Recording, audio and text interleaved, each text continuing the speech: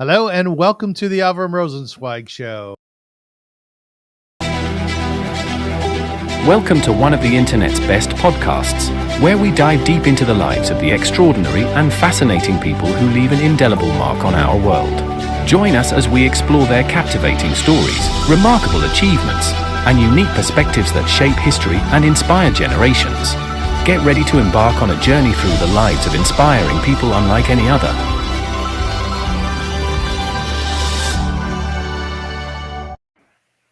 Hello and welcome back, ladies and gents. Thank you so much for joining me, watching, and for listening. I'm very excited to have you. We are looking forward to a wonderful show today. We're going to dive into that in 1 second. I just want to remind everybody prior to the interview that the reason for the Avrum Rosensweig Show, the reason I do this is because I want to honor humankind. And I do because I think we need a good pat on the back.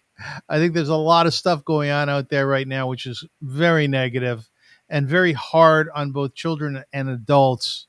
An awful lot of criticism of who we are, what we do. But when you take a look at the world very closely and you see the successes that we've had over the last 10 years, over the last 100 years, over the last 500 years, in terms of medicine, in terms of nutrition, feeding more people around the world, taking care of their medical needs, the list goes on and on and on. We can see that what we have accomplished is beautiful. It's just beautiful. And if we were to recognize that within us, within humankind, I think that that boost of confidence would be very helpful towards a greater world, a world with more peace. So I would ask you, please, as you listen to the show, this very inspiring interview that we are about to hear, emulate it. Emulate the beautiful stuff that our guest is going to tell us about today and make yourself better, strengthen yourself, commit to doing something in life, even this week, that will help people, that will put a smile on somebody's face, that will strengthen our world. Be very vocal, be very high profile about goodness and kindness. Ladies and gentlemen, I am so excited about this interview today. This is a different interview than I've ever had before. And it is because the individual whom I shall speak with is basically he's the Martin Scorsese of action movies, right? His name is Sheldon Lettich. How are you, you can call Sheldon? me that. Okay, that's a great compliment to me. Well, you deserve it. Sheldon is really the man who has done the greatest action and martial arts or muscle guy films of all time, of all times. Well, If you what people have called me and Van Damme the Robert De Niro and Martin Scorsese of martial arts movies. So you're not too far off the mark. It's incredible what you've done. I mean, the three movies that always come to mind that people speak of when they speak of Sheldon Lettich is Lionheart, Bloodsport, and Double Impact, right? Correct. Yes. Those are the sort of the trilogy, right? Right. I guess if people would say to you at the end of your days, you should live a long life, Sheldon. What is your greatest success? It would be those three films. I think so. Yeah, these movies have become, especially Bloodsport. These movies have become quite iconic. And generally, when people talk about the greatest martial arts movies that have been made, when there's a list of great martial arts movies, iconic martial arts movies, Bloodsport's always in the top three. Yeah. It's up there with Enter the Dragon, and I don't know what number three would be, but it's generally Bloodsport, Enter the Dragon, and then choice number three. So, and I've traveled the world. I've been all over the world, and wow, there are a lot of fans of these movies of Bloodsport. And Lionheart's another one. People love Lionheart. People love Double Impact.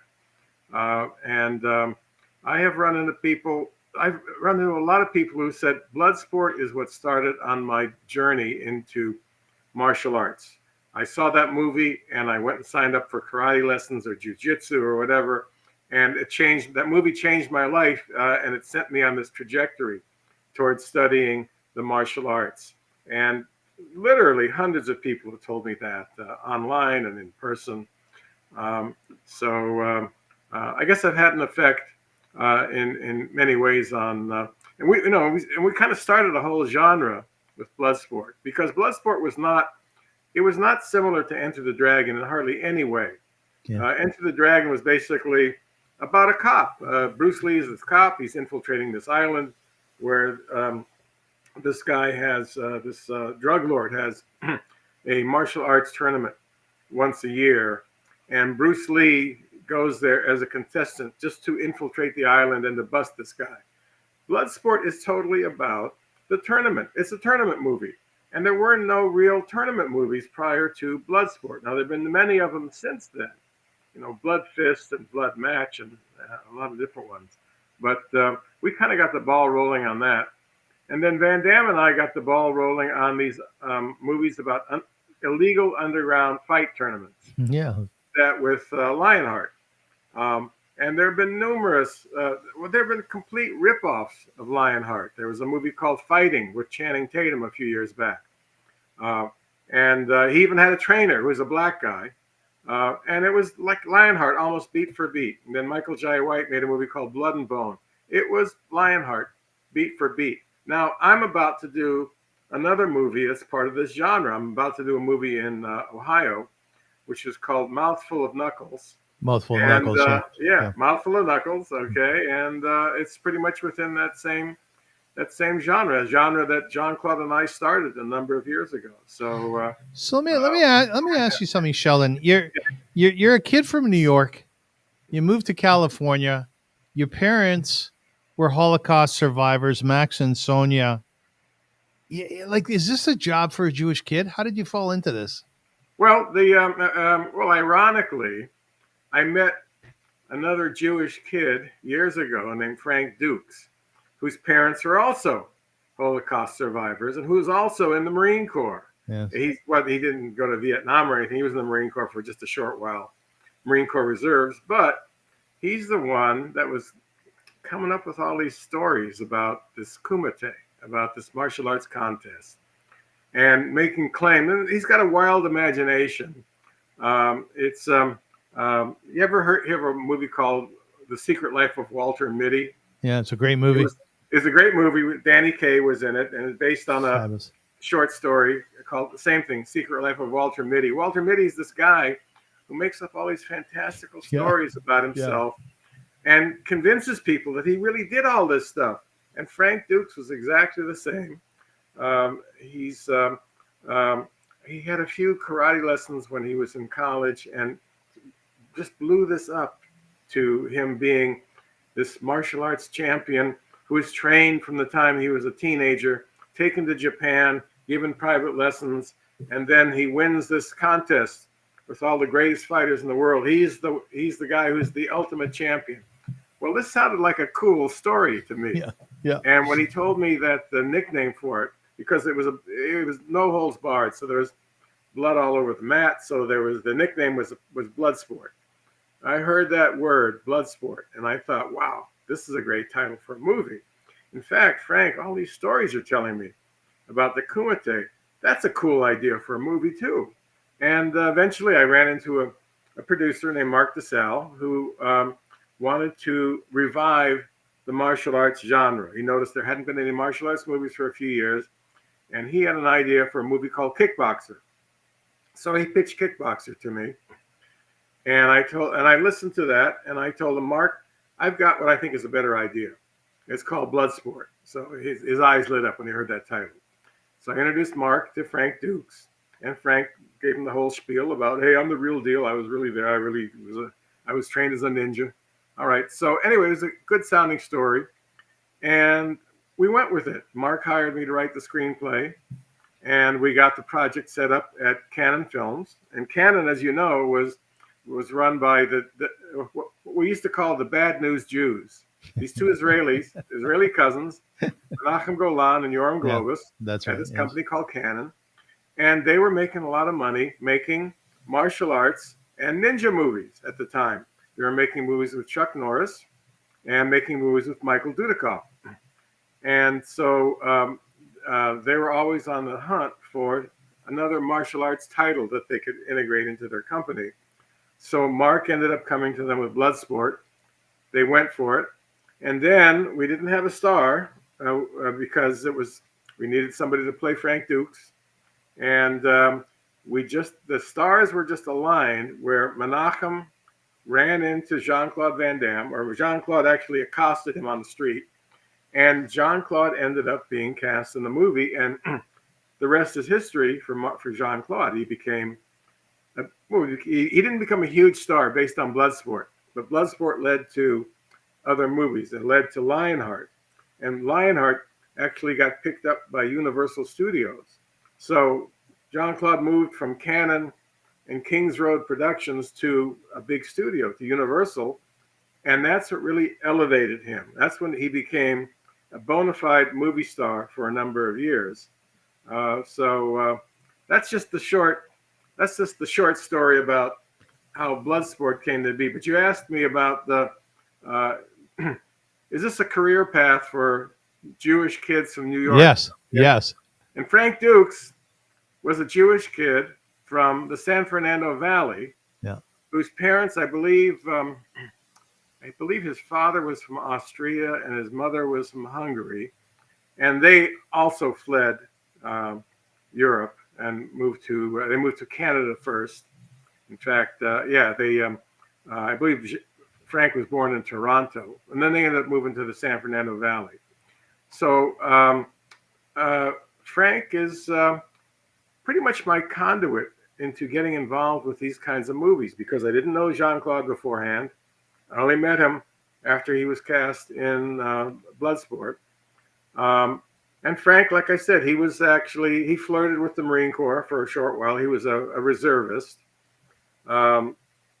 I was in for almost 4 years and actually went to Vietnam for a year. So again, Yeah, you were a radio operator, right? I was a radio operator in Vietnam, correct? Yeah. And then when I came back from Vietnam, I was still in the Marine Corps for 2 more years, and I joined this Marine Corps Special Forces group. They don't call themselves Special Forces; that's the Army. But basically, it was a reconnaissance outfit called Force Recon. So I was in Force Recon for 2 years afterwards, and so I did parachuting and boat operations and all kinds of crazy patrolling stuff. So yeah, like I was a real hardcore Marine there for a number of years, and then What was Vietnam like for you, Sheldon? Do you have any memories of that? well, I've got a book here. Did you have a chance to read my book? I haven't had a chance to. No. Oh, there's a book that was written about me. Yeah. All right, can you see it? Okay, it's from Vietnam to Van Damme, which is pretty much describes my adult life. Okay, so I was in Vietnam for a year, and I wrote a number of things about it afterwards. I was kind of obsessed with it for a while, and I wrote I worked on a theatrical piece called Tracers. Yes. With a group of other Vietnam veterans, and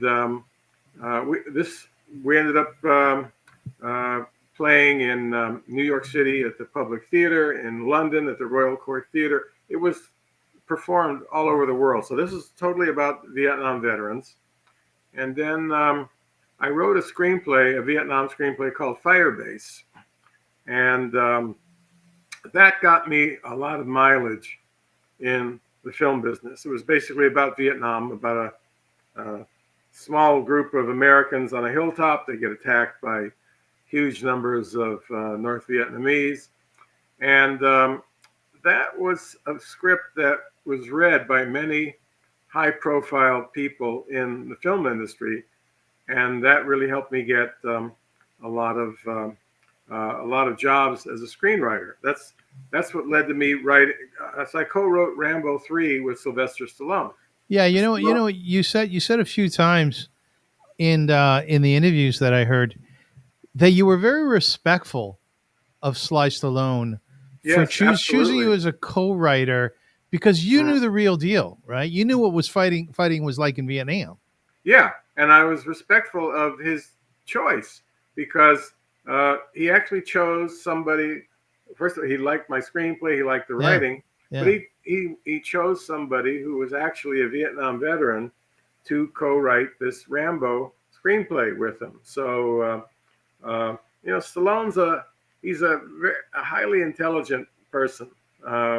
People watch those Rocky movies and those Rambo movies, and he plays somebody who's like almost subliterate in these films. But he's very literate, very well spoken, very well educated, and he's somebody that I respect greatly. You know what I found fascinating, Sheldon, was that in the beginning of that script, the genesis of it, Sly kind of wrote it in such a way that the action figure I was told, okay, come to Vietnam or come to Afghanistan. He said, Right, sure, just let me get my gear together. And you said, Sly, it's not like that. It's not like right, that. Yeah, right. talk to me about that. Tell me about that. So I really I felt I made a big difference with that script because Stallone, we both had this pretty much the same scenario. We both thought it was this is like 1980, 85. I forgot the exact year, but basically the U.S. is sending um, Stinger missiles to the Mujahideen in Afghanistan because they were fighting the Soviets, and this is the era of Ronald Reagan. Reagan was the president, and the Soviet Union was the evil empire back then. Of course, Russia has inherited that mantle now in this Yeah. present day and age, as being the evil empire once again. But basically, if the CIA is helping the Mujahideen fight, try to prevent themselves from being subjugated by the Soviets, that's where Rambo's got to go next. Because in the previous Rambo movie, he went back to Vietnam to rescue some American POWs. So that was topical at the time. And what was topical when Stallone and I were first talking about the Rambo 3 script was Afghanistan. That was in the news. And I did a lot of research on that at the time. And we, we came up with this screenplay. Like I said, we both had the exact same idea, Afghanistan. But what I brought to what I brought to the project was just knowing how a real Vietnam vet would react to the situation. Because Sly's initial idea was Troutman comes to him and says, "Hey, Johnny, we got to go to Afghanistan and bring us some Stinger missiles." And Rambo basically says, "Okay, let me go get my gear." And I told Sly, it really wouldn't work that way. This guy Rambo he's really been through hell. He's the baddest badass in the world, but he does not want to fight. You've got to push this guy to fight. And that was what made Rambo so appealing, is that he's this total badass who doesn't want to fight. He has to be pushed. You've got to push. He's got to be pushed too far. And so it's not like he was somebody who's itching to go to battle, who's itching to blow people away. He was not like that at all. And I think that's what made him appeal to a wide-ranging audience, that he doesn't do this for fun. He doesn't do it for ego. When he has to go rescue his friend who's been taken captive in Afghanistan, Right. that's when he puts his gear on, and that's when he goes to Afghanistan. And anybody who gets in his way is going to be neutralized. Okay. You know, Sheldon, I think that the thing that has made you so incredibly successful and popular in this genre, which you're still looking to name, by the way, we should have a contest, you know, Right, yeah. in Lionheart, and you spoke about this, the principal in Lionheart, the main character brother was killed, was murdered in a terrible way. He was set afire. Right, And what you said was that the Lionheart character did not come back from where he was. He fought for the French, and he was in the desert, and he escaped to take care of of his brother's wife, but he didn't come back for revenge, right? correct. And Yeah, you he's said not that was unique because in most action movies they'll come back to kick the shit out of the right. guys who did it, but you didn't do that. Right. We went in a totally opposite direction with Lionheart. We did not follow the rule book for action movies in the 80s. Basically, like in Death Wish, okay? Charles Bronson has a family member murdered by bad guys. He's going to go on on a Yeah. crusade, and he's going to Yeah. wipe out every bad guy that gets in his way. And that's how it was with a lot of these movies back then. Basically, if somebody messes with my family, if somebody kills my brother, I'm going to go after them until I kill every last one of them. And we didn't do that in Lionheart. Basically, even though his brother was killed by these drug dealers, he comes to America to help his sister-in-law and his niece. That's what his motivation is. And that's why he's doing these fights, because he's making money in these fights and he's giving that money to his sister-in-law. He uses that money to buy a bicycle for his niece. So it was completely different than what the other movies were getting across at the time.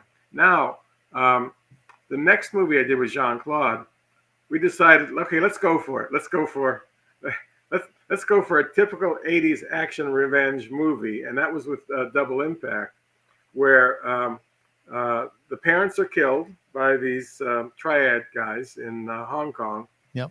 And when the brothers realize what happened, after they grow up, their goal becomes, we're going to take down every one of these MFs, okay? And we're going to go, when we kill the very last one, our job is done. Basically, that's what Double Impact was all about. And it worked really well also. And again, we got the audience to have a lot of sympathy for these two brothers, to basically be behind their cause, wanting to see them succeed. But that was really more of a typical 1980s style action movie. Yeah, it was fascinating. I find that when you take a look from a distance, as I do, as a movie lover here in Toronto, and I watch directors grow very often, like a John Huston. Mm. Very often they grow because they have a John Candy, and they will end up doing 4 or 5 or 6 of their movies, right? So in your case, Wait, you're we got John Huston. No, he didn't have John Candy. no John. No, I'm sorry. Who made Uncle Buck? Who directed Uncle Buck? I think that was what's his name? Hughes something. Um, I forgot what the. Oh, the okay. no. My mistake Okay, then. I right. think my point though is I'll have to correct that. I apologize. My point Well, like was Scorsese had De Niro. Okay. Scorsese has De Niro, so you had Jean Claude, but Right. the flip side to that, and tell me if this is true. Jean Claude had you. Yes, absolutely. It was a symbiotic relationship. Yes, yeah. I helped him define who he was and who he was going to be on the screen. And he felt, after he first met me, he felt that I could do that with him. So we really did that as a team. It's not like I was some Svengali that made him. I helped him make himself. Basically, I helped guide him so that he became the actor that he was, the movie star that he was destined to be. What did you see in him, Sheldon? I saw basically a hero. I saw, Odysseus, John Wayne, Steve McQueen. I saw all these heroes throughout history, starting with, like I don't want to get too deep with this, but like with Beowulf. Well, who's Beowulf? He's a strong guy who helps a lot of people and creates his own destiny and defeats bad guys along the way. Yes. So basically, that's what I was doing. I saw Jean-Claude as being a perfect person to carry the torch for that kind of a hero. I'm not talking just a hero for the movies, but a hero just in general. If we wouldn't have been making movies now, then maybe I would have written something about a hero like that. But basically, we were making movies. It's basically like, John Ford with John Wayne. John Ford found John Wayne and helped John Wayne become John Wayne, the John Wayne that we all know. What do you think he saw in you? Jean-Claude? Yeah. What do you think? Somebody who could verbalize what he felt that he could become. basically somebody who believed in him. That's what he saw in me. Just the fact that I believed that he could be a lot more than just a simple karate guy, which is what everybody else was seeing in him at the time. Even when we made Lionheart, people were kind of snickering behind our backs, thinking that this thing's never going to go anywhere. Yeah. Nobody could even imagine that it would end up becoming a universal release. And and people, producers were trying to keep the dialogue down because he's not an actor. He never had any training to be an actor. Don't give him too much to say. Just let him do a lot of kicking and a lot of punching. But I believe that he had the ability to do a lot more than that, and I helped him bring that out on screen. I knew how to talk to him, how to coach him, and because I knew him personally. That's one of the reasons that Double Impact worked so well. The two brothers in Double Impact, because he's got this multifaceted personality. The way that he likes to describe it, as his psychiatrist has defined it, is that I'm bipolar. He always the psychiatrist told him he's bipolar. He does have a bipolar personality. He's got his good mornings, he's got his bad mornings. But basically, I saw both of those aspects of his personality, and I was able to use those in Double Impact because I knew he had that sweet side. We did that with the brother Chad. I knew he had this mean side, this aggressive side, and I put that into Alex. And that's yes. why those two brothers, why they seemed so real. It seemed like they were really like two different people. I've actually run into a few people who didn't know who I was. I was talking about Van Damme and Double Impact, and I've had people say to me, "Oh, Van Damme's got a brother." And I say, "Really? I've read some articles about him. I know the guy. Yeah, I know. I didn't. Oh, you didn't want to let on. Okay, I just said I'm just somebody who's seen him in the movies, and somebody telling me, hey, look, there's no way that that's the same guy. All right, you take another look at that movie, you'll see it's two different people. Impossible that it's the same, and it was. So I was able to. Split those two personalities off, turn them into different characters, and the audience bought into it. The audience Sheldon, I think the beauty of your work as well is that the 80s and 90s was really that era for that genre in a big way. And then what happened was Hollywood decided they were going to take the Keanu Reeves of the world, teach them a little bit of martial arts, and set them out there to be these action heroes. That's right? exactly what happened. Yeah, they basically, we're tired of dealing with guys like Van Damme and Steven Seagal. Why can't we teach Keanu Reeves how to do? And actually, Keanu Reeves was already into martial arts. He was already into doing that stuff. Yeah. But let's wait. What's the guy who is in those Taken movies? You know what I'm talking about. I do. Okay. Names are slipping out of my mind tonight. I'm blanking on his name right now. I am too. Oh, Liam Neeson. Okay, yeah, there we go. Yes. Hey, why don't we go to Liam Neeson? He's a good actor. He's kind of a formidable looking guy. Let's put him in a movie that's got some action scenes, and we'll just get some stunt doubles. Plenty of stunt doubles around. We'll get some stunt doubles to double him in those action scenes. And he's a much easier person to deal with.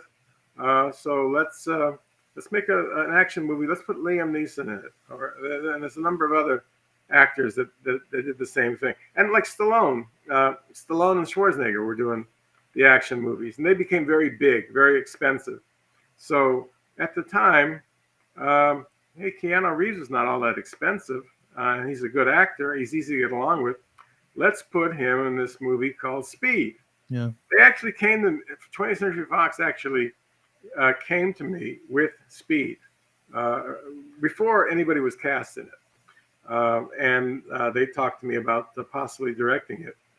And when they told me, we've got this actor named Keanu Reeves in mind for playing the lead in this action movie. And I was kind of taken aback because I only knew Keanu Reeves from Bill and Ted's Excellent Adventure. So wait, so you're Right. gonna take this guy Right. from Bill and Ted's Excellent Adventure and put him in an action movie? I don't quite get it. Well, hey, I was wrong. They were right. Okay, Yes. uh, Yes.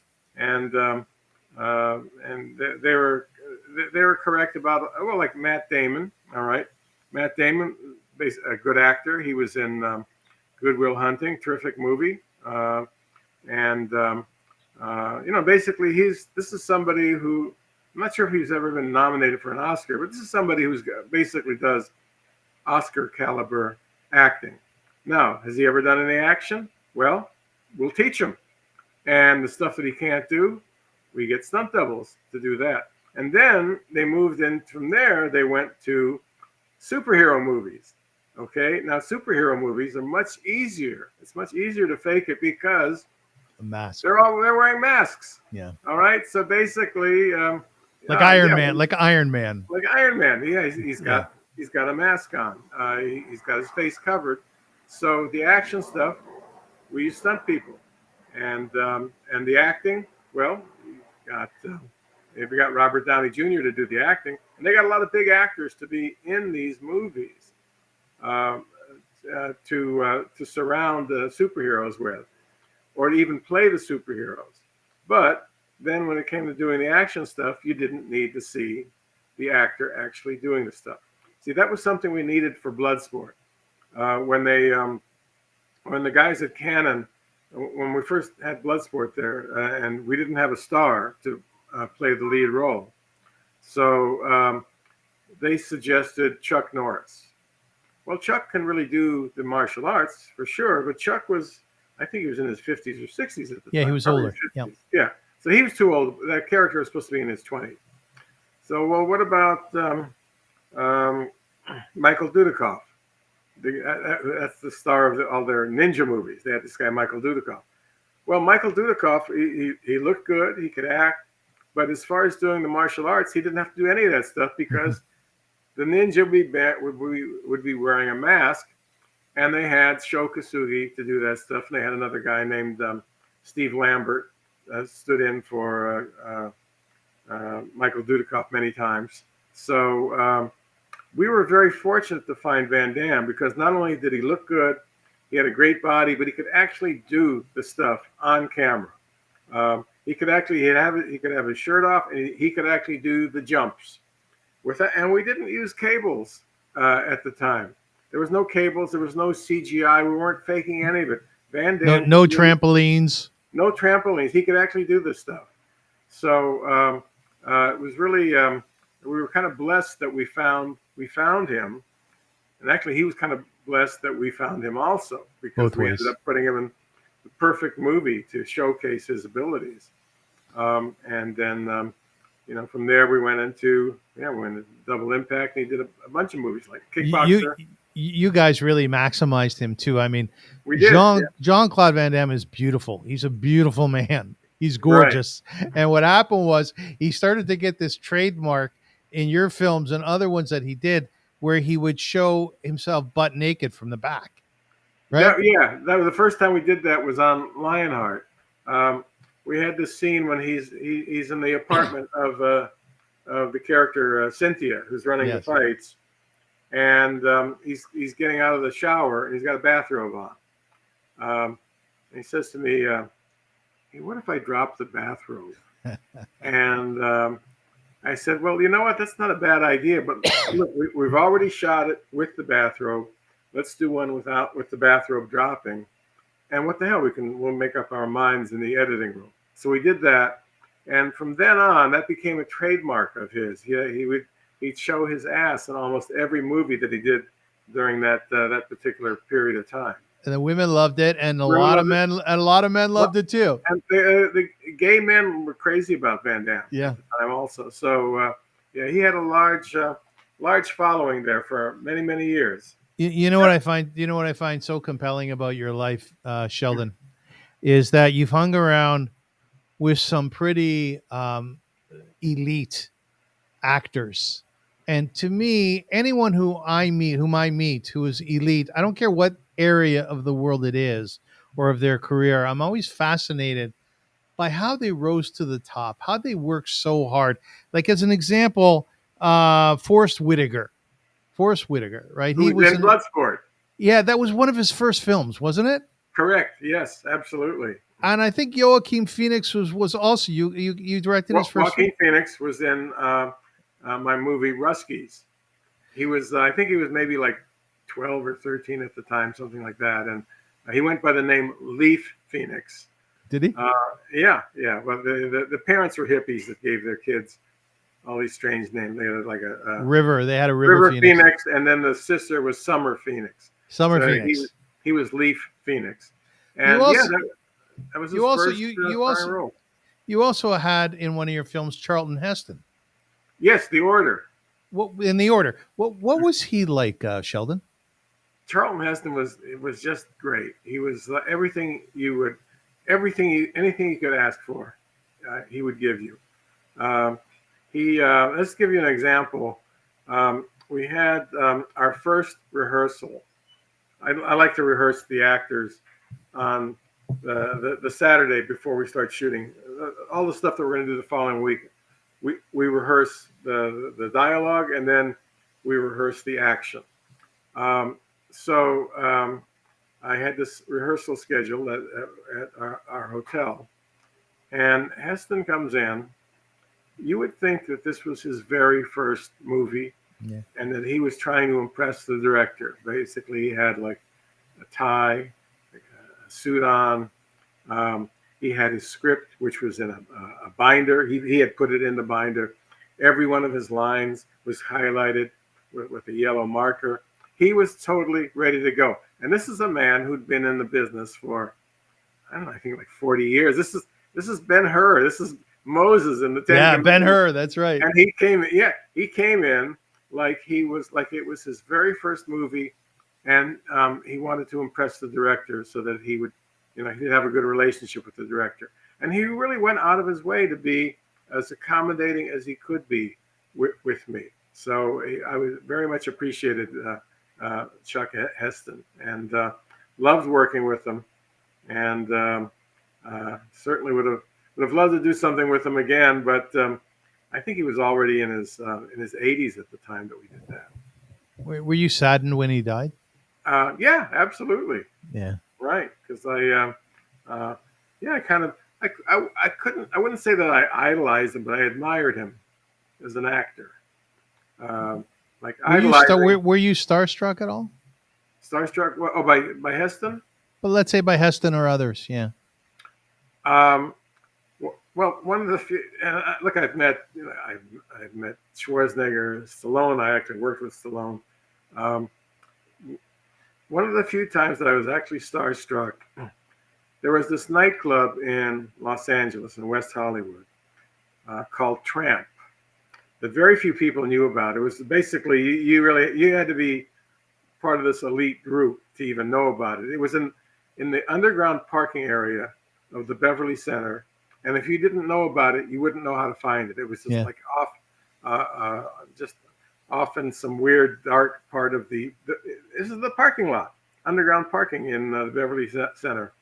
So I had a friend who got me and my wife in there one night. We went there, and I saw Elizabeth Taylor. Okay, now I was starstruck, like, oh shit, that's Elizabeth Taylor. Okay, so I was kind of blown away by that.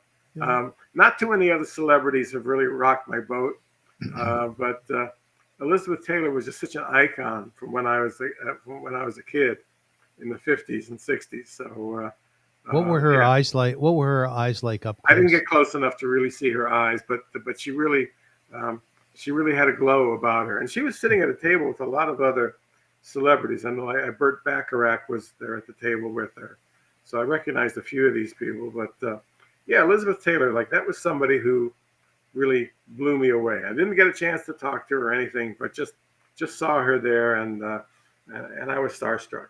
So when you're directing, Sheldon, you must have an awful lot of confidence. Well,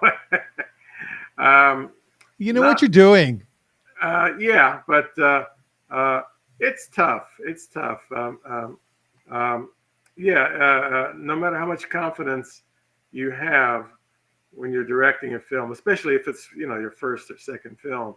Um, there are things that are going to happen, things that people are going to say. They're going to knock that confidence right off your shoulder. Yeah. So it's tough, and you've got to be you got to be on your toes to direct a movie. One thing I've noticed about it, and I've talked to other directors, and everybody agrees. You get 1,000 questions a day. It's like every hour you've got numerous questions to deal with. People that like, is my hair okay? Is that costume okay? Should I walk through this door or should I walk through that door? Should I be happy or should I be whatever?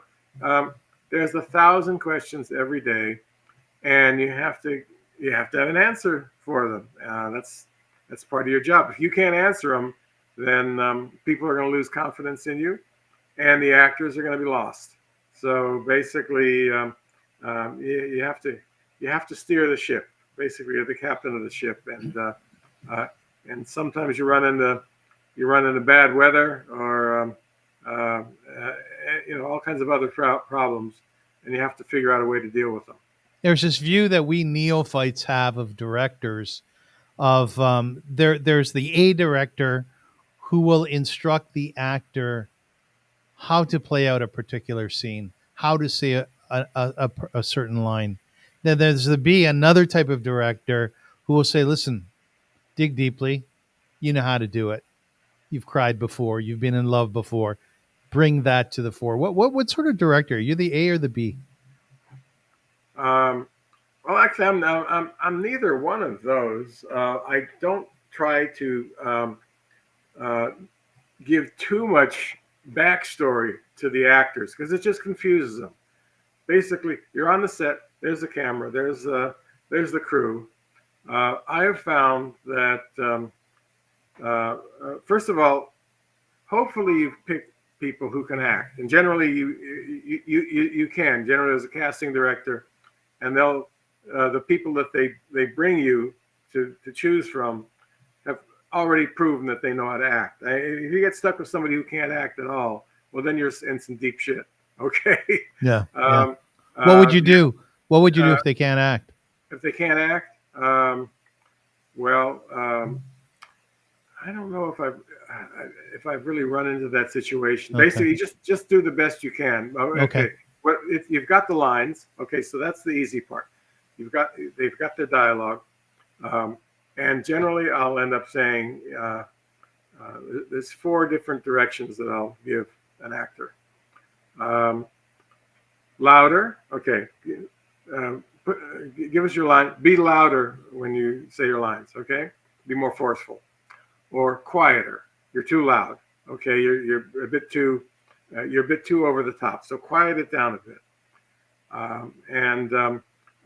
It's amazing how you can change an actor's performance by just telling him, just to be a bit okay. And here's another one: is sometimes I have to tell actors, you're reading everything too fast. Just slow down. In fact, take a pause between each line.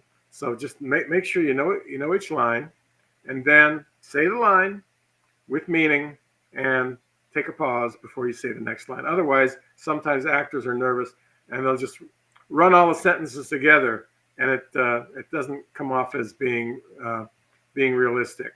So I found that one's helped a lot of times when I've just told them, look, just slow it down, take your time, say each line with meaning, and then take a little pause. And if they take a pause, well, we can cut into that. Okay, so if it's a long pause, right? I've generally got coverage of another actor, so we can take the air out of it. That's not a problem. But if somebody's just rattling on and on, then there's no way to cut into it, unless it's you. If it's somebody who's if it's at an auction, for example, then you want the guy to rattle on and on. But otherwise, for the most part, I found that I don't like that style of acting. I'll generally slow the actors down a bit. You wouldn't think so with the kinds of movies that I do, but I generally do try to slow them down, say one line at a time, and then move on to the next one. And we'll be able to cut into it. Don't worry about it. You've said that the actors whom you've worked with, that's actors and actresses. There many of them are top caliber, although a lot of Right. people don't think so. Dolph Lundgren, you said, could remember 2 pages of monologue 2 pages of dialogue. Absolutely. or Dolph of was. dialogue. Uh, Whereas with other actors, well, I'll say Jean-Claude, okay, because he's had this problem. Not when I was working with him back then, but nowadays, he'll have trouble remembering lines. Yeah, Now, and he's not yeah, the only one, yeah. because like on The Godfather, apparently, Robert Duvall had okay, oh shit, I'm blanking on his name now. Who played Don Corleone? I'm telling you, I'm not good with you. You and I both have this condition today. Right. Or was Marlon Brando. Marlon Brando? Oh, Don Okay, Corleone was Marlon. Yeah, I should know right. that. Yeah, Marlon Brando could not remember his lines, right. That and so yes. apparently Robert Duvall had the lines like written on his shirt, so that he'd be doing a scene with Duvall, and Duvall could look, get the line, say the line, Really? look, find the next line. I had that problem. Actually, Charlton Heston was having trouble remembering his lines also. Um, so I had to be very patient with him.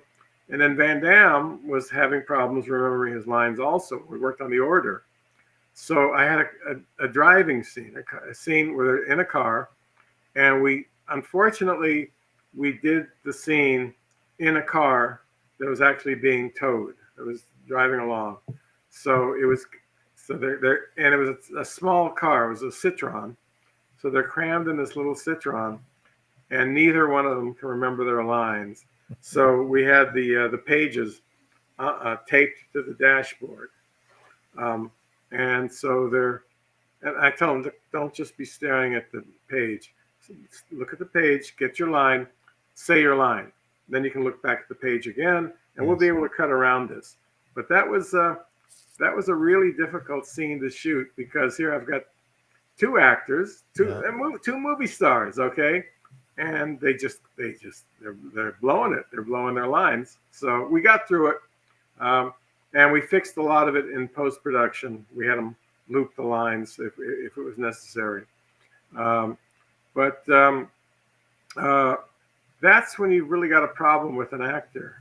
And like I mentioned, if we've got if Francis Ford Coppola is directing a movie and he's got Marlon Brando, and Marlon Brando can't remember his lines, well, Yeah. you might be Francis Ford Coppola, but like you're in some deep shit. You got to find a way to make this work with, because you're not going to fire Brando. All right. That must be scary.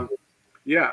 And I was on this. A friend of mine made a movie with Adam West. You remember Adam West from Sure, Batman. Batman? Couldn't remember a line to save his life. Yeah. And they had cue cards all over the set. Wherever he was going to walk, they had a cue card sitting there waiting for him, so he could walk a little, takes a look, gets his line, says the line, moves on.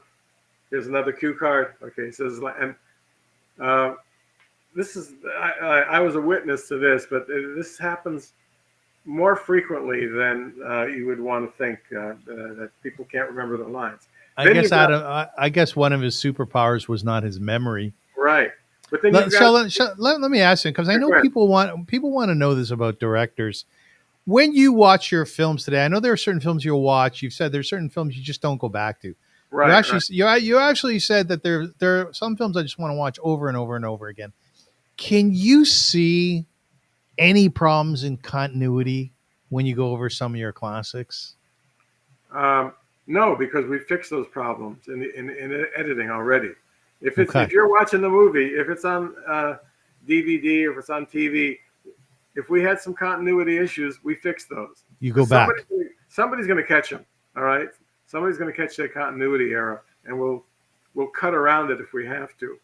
But I haven't made many continuity errors. And generally, the script supervisor is the one that's got her eyes on that. Yeah. Yeah. And so if you got a decent script supervisor, they'll catch all that stuff. They'll catch like screen direction, things like that. Certain things that are really important, like screen direction.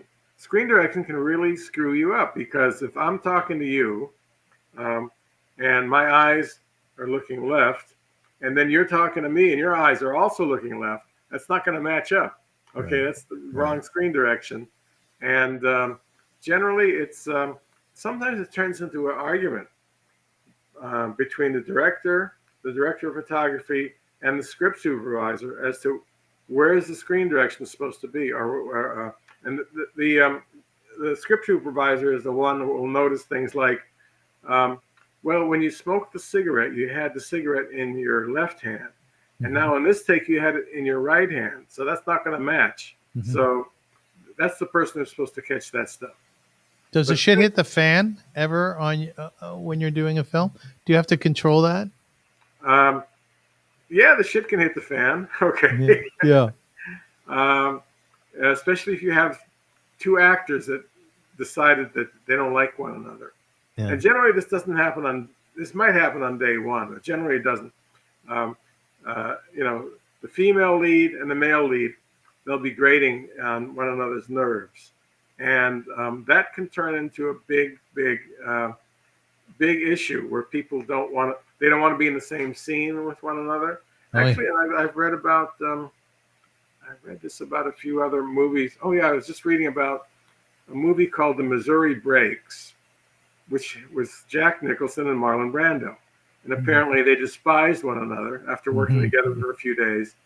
And they didn't even want to be on the set with one another. So there are scenes where the two of them are in the same shot, or not in the same shot, but the same scene. And Brando's, he'll be in a shot, supposedly talking to Jack Nicholson, but they filmed Brando alone. And then Jack Nicholson's got his part, and he's supposed to be talking to Brando, but Brando's not in the shot with him because the two of them couldn't stand one another. So, and this has happened to me a few times. I don't want to put names out there, but I've had problems with actors where they disliked one another, and they wouldn't want to be on the set with one another. And then you have to figure out a way around that. Well, what happens if you don't like the actor?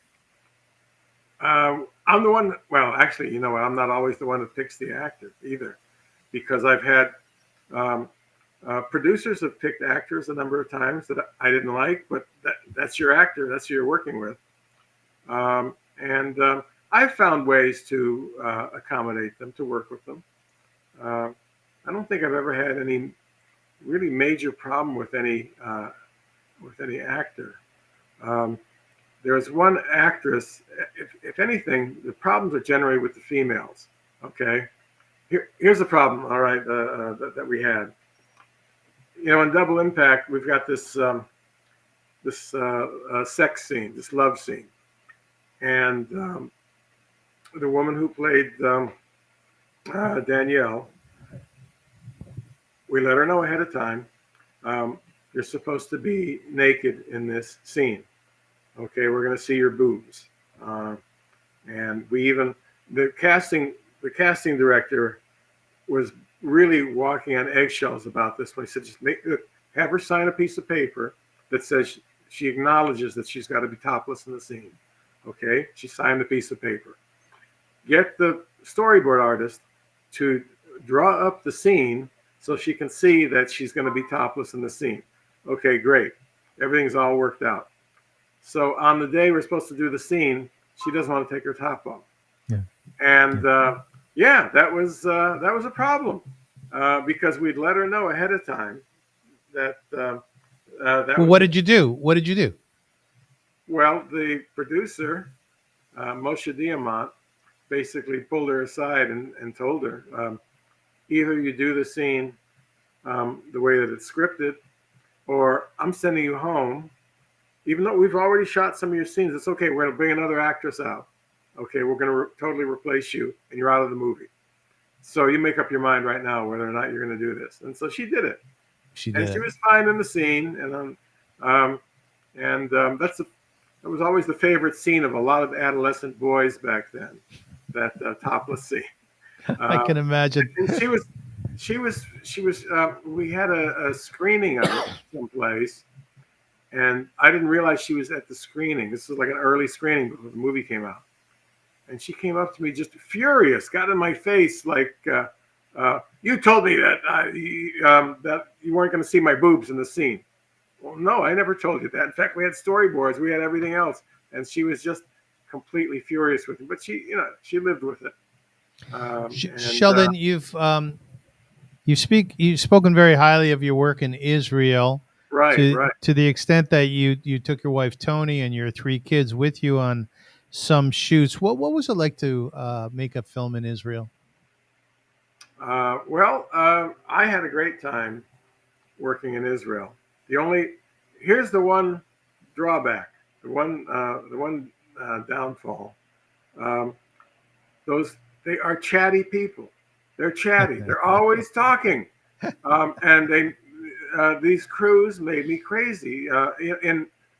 In England and America, uh, the actors, uh, they're sacrosanct. Basically, an actor is, if the camera's rolling, the sound is rolling, and an actor's doing a dialogue scene, nobody says a word. Okay, there's a great amount of respect towards the actors doing their dialogue. You don't want to trample on that. You don't want to ruin the scene. And in Israel, they just talk and talk and talk. Yes, People are they on their do. damn cell phones. Okay, Yes. we're doing a dialogue scene, Dolph Lundgren and the lead actress, and I hear all this chatter. I look around and here's somebody, there's a crew member on their cell phone. I go, what the hell? Do you not see that we're doing dialogue? I Okay, love that. Yeah. that was truly the worst thing about Israeli crews. And apparently, I've never worked in Italy, but people told me in Italy they're even worse. They're even chattier than the Israelis. So that was the one thing I didn't like over there. What did you like? Um, uh, well, I like the people. I like the country. I got to do. I had enough free time. I was able to travel around. I was able to take my wife and my kids to. We went to. I had a few relatives living there in Netanya and Hadera, and so I went and visited Mishpucha over there, and Mishpucha family. yeah, family there, and we saw the Dead Sea, we saw the Sea of Galilee, we saw Caesarea, we saw Jerusalem. So we got we had the full tour. It was really wonderful being over there and being able to see all of that. What's it like to shoot in the desert? Um, Kind of miserable. Okay, I would imagine. it's Yeah. hot. Yeah, um, we were filming in the Negev desert in July and August, Oof, and it oof, was 120 degrees out oof. there, and there was no shade.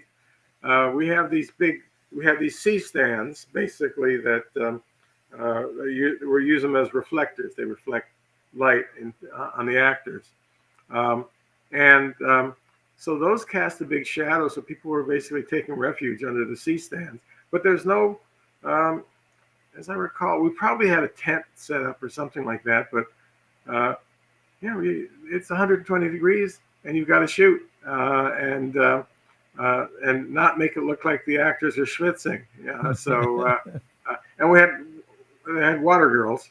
We had there were a couple of girls that had bags full of water bottles, and they were handing those out. So we had plenty of water. But yeah, it's there's just no way to get away from the heat when it's that hot.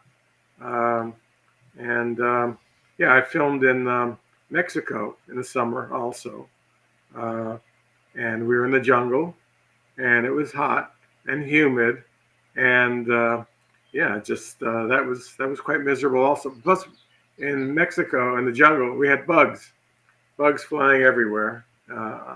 You'd see them actually in the frame. So I'd say that was maybe even more miserable. But yeah, it's tough shooting out there. And I know there was another show, another movie being shot at the same time with a different director, and on that set, people were passing out. Were A they? few crew people actually. We're talking about the Israelis. They're used to this stuff, and people actually passed out from the heat. It was that hot, and they weren't taking any breaks. And I don't know if they must have had water, but Yes. even so, if people are passing out, it's pretty damn Yeah, hot. it's pretty hot. It's visible, okay. Sheldon Lettich, knowing what we all know and knowing what you know after a number of years of doing this, in your next life, would you want to do anything different? Um, Different career? I'd want to start earlier. You'd want to start Okay. earlier? Yeah, I want to do the same thing, but I'd like to start earlier because I Yeah. didn't start. Um, I did it. I was spent a few years in the Marine Corps. Then I was a professional photographer for a number of years, Yeah. and it was so I got kind of a late start, and I wish I would have started earlier. You would want to make more films. Yes, I would absolutely, That's beautiful. As a yeah, man who's passionate about his craft, beautiful. absolutely. Yeah, I love doing it. It's a lot of fun, and the worst part about it is when you're not working. Yes. Okay, and Yes. you want to get another film, and things are not working out for any number of reasons, and that's very frustrating. That's the worst. That's really the worst aspect of being in this business. Well, Sheldon, I think that it's if one only has to look at uh, Bloodsport, the Kumite, and the Mhm. characters that were involved in the Kumite to see how your crazy mind works, to see how excited you are about creating the film. Like I'm looking at some of the characters who were part of the Kumite, which Right, was a fight over 3 days, I think it was, right? There was one fellow who was like a primate. He was bouncing around the right. mat. Well, now Where did that come from? to be fair, I was not on the set of Bloodsport because I was just the writer on that Yes, one, so I did yes. not direct that. But Um, you wrote that. I wrote it, but they found a bunch of interesting characters to be in the movie. Just like with Lionheart, um, we had we had a casting session for fighters. We actually had an open call for fighters. We used Frank Dukes' dojo to interview them.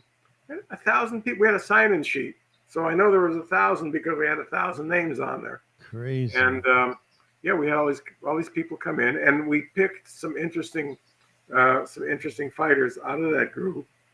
Then narrowed them down even more. Like we had Billy Blanks in Lionheart. He'd never been in a movie before, never even been on a movie set. That was his first movie. This guy Paco Prieto, who I ended up using again in Only the Strong. That was his first movie. We had a lot of interesting folks come in, but Fascinating. we did not necessarily write them that way in the script. It was really all it was up to what we could find available. And of course, we were in LA, so there's a lot of interesting people were available. Um, and a few of these guys went on to do more movies afterwards. Billy Blanks went on to have quite a career with Tybo, and he did a few other movies too.